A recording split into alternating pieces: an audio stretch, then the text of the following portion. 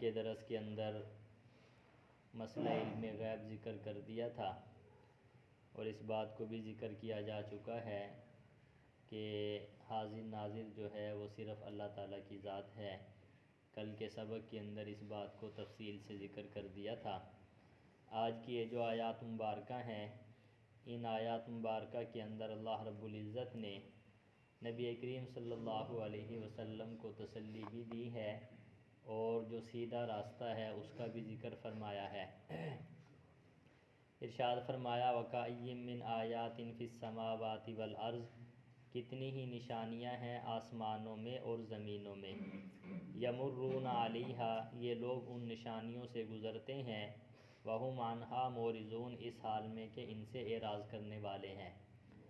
سورۃ یوسف خود یہ بہترین نشانی ہے، نبی کریم صلی اللہ علیہ وسلم کے نبی ہونے پر بہترین یہ ایک معجزہ ہے، لیکن اس کے باوجود بھی وہ لوگ ایمان لے کر نہیں آئے۔ فرمایا گیا ہے کہ اس کے علاوہ بھی بہت ساری نشانیاں ہیں، یہ ان نشانیوں کو دیکھتے ہیں لیکن ایمان لے کر نہیں آئیں گے، کیونکہ جب آدمی کو کسی کے ساتھ ضد ہو جایا کرتی ہے تو علم بھی ہوتا ہے کہ فلاں حق پر ہے، پھر بھی ضد جب ہو جاتی ہے تو پھر حق ہونے کے باوجود اور حق سمجھنے کے باوجود بھی اس بات کو تسلیم نہیں کیا جاتا۔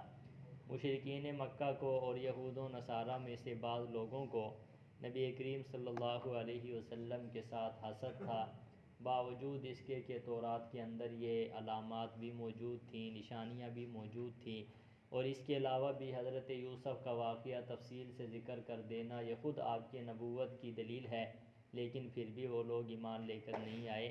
تو اللہ تعالیٰ نے اس آیات میں گویا کہ آپ صلی اللہ علیہ وسلم کو تسلی دی ہے۔ آگے ارشاد فرمایا وَمَا يُؤْمِنُ أَكْثَرُهُمْ إِلَّا بِاللَّهِ، اور نہیں ایمان لاتے ان میں سے اکثر اللہ کے ساتھ، الا وہم مشرکون، اس حال میں کہ وہ شرک کرنے والے ہیں۔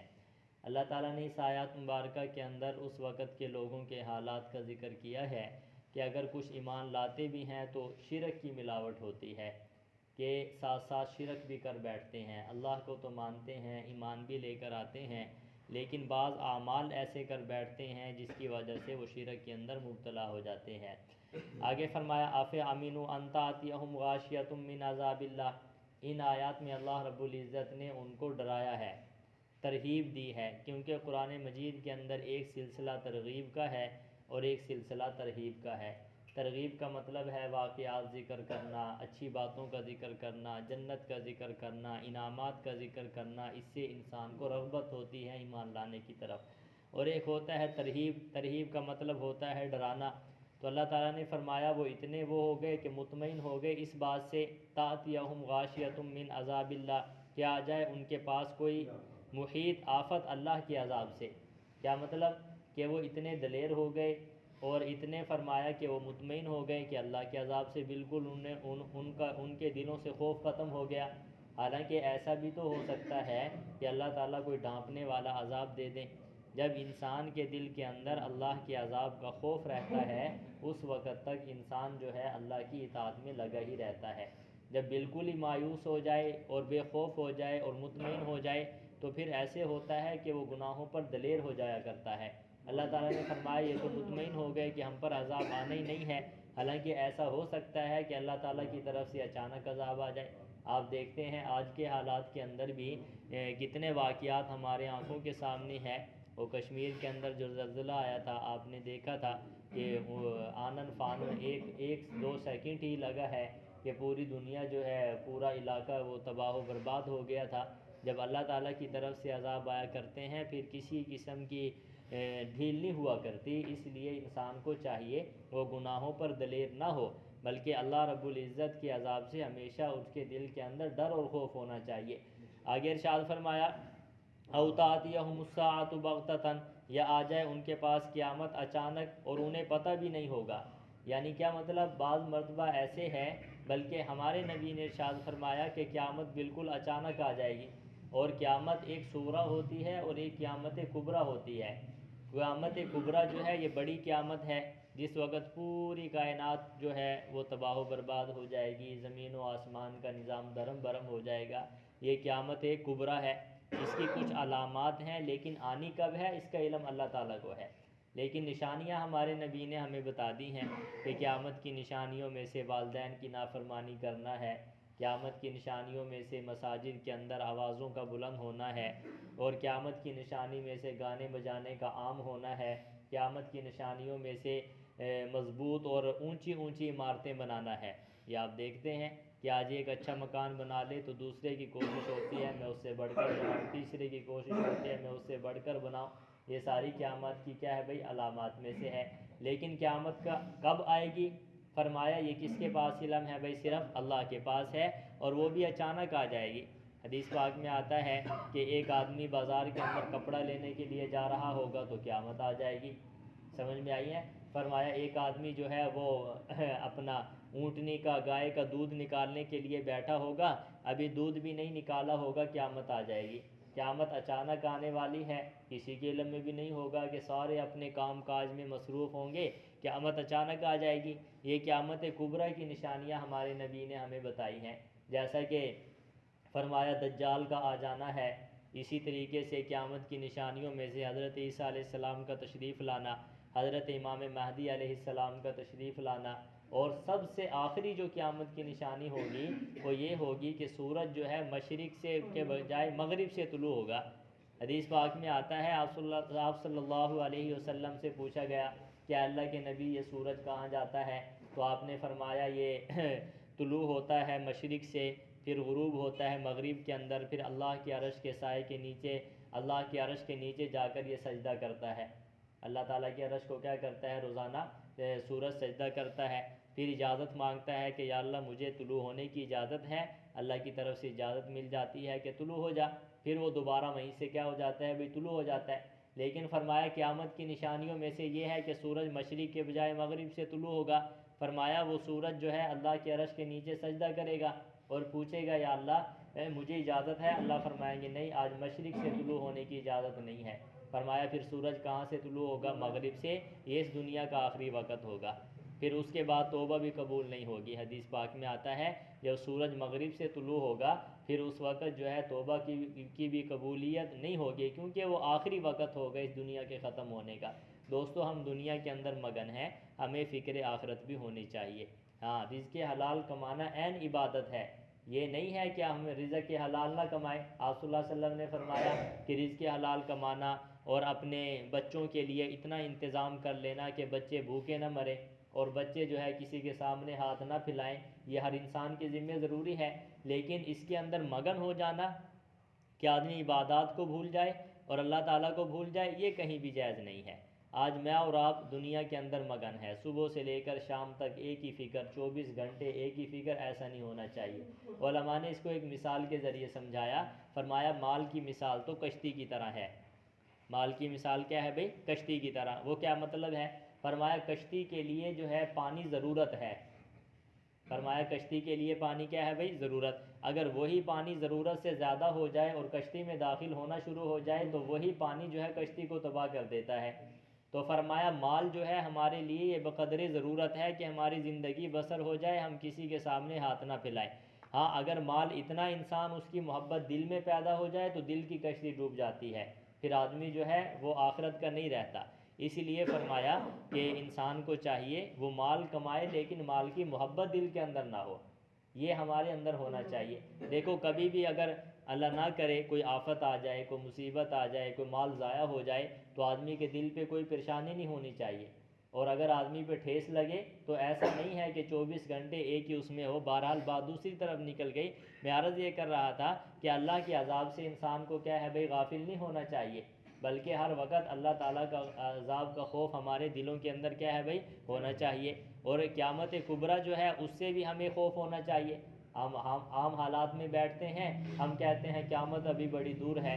بھائیو یہ تو اللہ کے علم میں ہے نا کتنی دور ہے، ہمیں تو نہیں پتہ کہ اتنی دور ہے کتنے۔ اور فرمایا کہ جو مر گیا اس کی قیامت شروع ہو گئی، یہ قیامت صغریٰ ہے، چھوٹی قیامت۔ بتائیے ہم میں سے کس کے علم میں ہے کہ ہم یہاں سے اٹھ بھی پائیں گے یا نہیں پائیں گے؟ اٹھنا تو بڑی دور کی بات ہے۔ سرور کائنات صلی اللہ علیہ وسلم نے فرمایا، ایک صحابی سے پوچھا تھا نا کہ آپ کو موت جو ہے کتنی آپ کو علم ہے کتنی دیر میں موت آ سکتی ہے، تو اس نے ذکر کیا. آپ نے فرمایا کہ میں ایک طرف سلام پھیرتا ہوں، مجھے تو یہ بھی امید نہیں ہوتی کہ دوسری طرف بھی سلام پھیر پاؤں گا یا نہیں پاؤں گا. آپ دنیا کے اندر حالات دیکھتے ہیں کہ اچانک موتیں ہو رہی ہیں. سرور کائنات صلی اللہ علیہ وسلم نے اچانک موت سے پناہ مانگی ہے، کیونکہ آدمی پتہ نہیں کس حالت کے اندر ہوتا ہے، پاکی کی حالت میں ہے، ناپاکی کی حالت میں ہے، کوئی علم نہیں ہے، اچانک موت آدمی چلا جاتا ہے اور انسان کو پتہ ہی نہیں ہوتا کہ میں نے کس کا دینا ہے، کس کا لینا ہے، کس کو وصیت کرنی ہے، کس کو نصیحت کرنی ہے. یہ ساری چیزیں ہمیں سمجھنی چاہیے. ہمارے نبی نے ہمیں جو احکامات سکھائے ہیں ان احکامات میں سے ایک حکم یہ بھی ہے کہ آدمی رات کو سونے سے پہلے وصیت لکھ کے جائے یا اس کو اپنے بچوں کو بتا کر جائے کہ کس کا لینا ہے، کس کا دینا ہے، میرے جانے کے بعد کیا حالات ہیں. ہمیں اپنے بچوں کو، بیوی کو ان باتوں کو خبردار کرنا چاہیے، بتانا چاہیے، تاکہ بعد میں ایسا تو ہو کہ کوئی ہمارا قرض اتار دے یا کسی اونچ نیچ کو دور کر دے. اگر ایسا نہیں ہوگا تو پھر کیا ہوگا؟ قبر کے اندر پریشانی کا عالم ہے. دینے والوں کو پتہ نہیں ہے کس کے دینے ہیں، لینے والے جو ہیں ان کو بھی پتہ نہیں ہے، تو پھر کیا ہوگا؟ انسان مشکل وقت کے اندر گزارے گا. پہلی بات تو یہ ہے اپنے معاملات بالکل صاف رکھو. یہ آج پلے باندھ کر جاؤ، کبھی بھی ایسا نہ کرو کہ کوئی بات نہیں. کیا کریں، کس کس بات کا ذکر کیا جائے؟ دل روتا ہے، پریشان ہوتا ہے. آپ سمجھتے ہیں پہلے تو اب مستورات جو ہیں دکانوں پہ آ جاتی ہیں، قرضہ لکھوا کے آ جاتی ہیں. مجھے بتائے کوئی آئے گا دکاندار اس مستورات کا قرضہ لینے کے لیے؟ کبھی بھی خامد جو ہے وہ بات ہی نہیں مانے گا کہ اس نے میری گھر والی نے تیرا قرضہ بھی دینا ہے کہ نہیں دینا، میری بہن نے، بیٹی نے دینا ہے کہ نہیں دینا. ساری حالات جو ہم نے ان کے ہاتھوں میں چھوڑ دیے، پھر مرنے کے بعد کیا ہوگا؟ قرض دار نے قرضہ معاف نہیں کرنا اور وہ ہماری مستورات پریشانی کے عالم میں ہیں. ایسے نہ کیا کریں، سمجھیں اس بات کو. گھروں کو سمجھائیں، بیٹیوں کو سمجھائیں، بہنوں کو سمجھائیں، اپنے گھر والوں کو سمجھائیں اس بات کو. اگر کوئی ایسی بات ہے بھی صحیح تو اس کو نوٹ کر کے رکھنا چاہیے، نہ معلوم کس وقت جو ہے انسان دنیا سے چلا جائے. تو بہرحال میں ذکر کر رہا تھا ایسا نہیں ہونا چاہیے، پتہ بھی نہیں چلے گا آدمی دنیا سے چلا جائے گا. فرمایا قل ھذہ سبیلی ادعو الی اللہ، آپ کہہ دیجئے میرا یہی راستہ ہے، میں اللہ کی طرف دعوت دیتا ہوں. ہمارے نبی کا اعلان کہ سیدھا راستہ کون سا ہے بھائی؟ میں اللہ کی طرف لوگوں کو کیا کرتا ہوں؟ بلاتا ہوں. اللہ کی طرف بلانا یہ بہت بڑا عمل ہے. قرآن مجید میں اللہ کیا فرماتے ہیں؟ وَمَنْ أَحْسَنُ قَوْلًا مِّمَّنْ دَعَا إِلَى اللَّهِ وَعَمِلَ صَالِحًا وَقَالَ إِنَّنِي مِنَ الْمُسْلِمِينَ. سب سے اچھا انسان وہ انسان ہے جو لوگوں کو اللہ کی طرف بلاتا ہے. آپ دیکھتے ہیں علماء لوگوں کو اللہ کی طرف بلاتے ہیں. آپ دیکھتے ہیں مؤذن جب اذان دیتا ہے وہ لوگوں کو نماز کے لیے بلا رہا ہے. اسی طریقے سے جو لوگ جماعت میں جاتے ہیں وہ لوگوں کو اللہ کے دین کی طرف بلا رہے ہیں. اسی طریقے سے جو مجاہدین ہیں وہ بھی لوگوں کو اللہ کے دین کی طرف بلا رہے ہیں.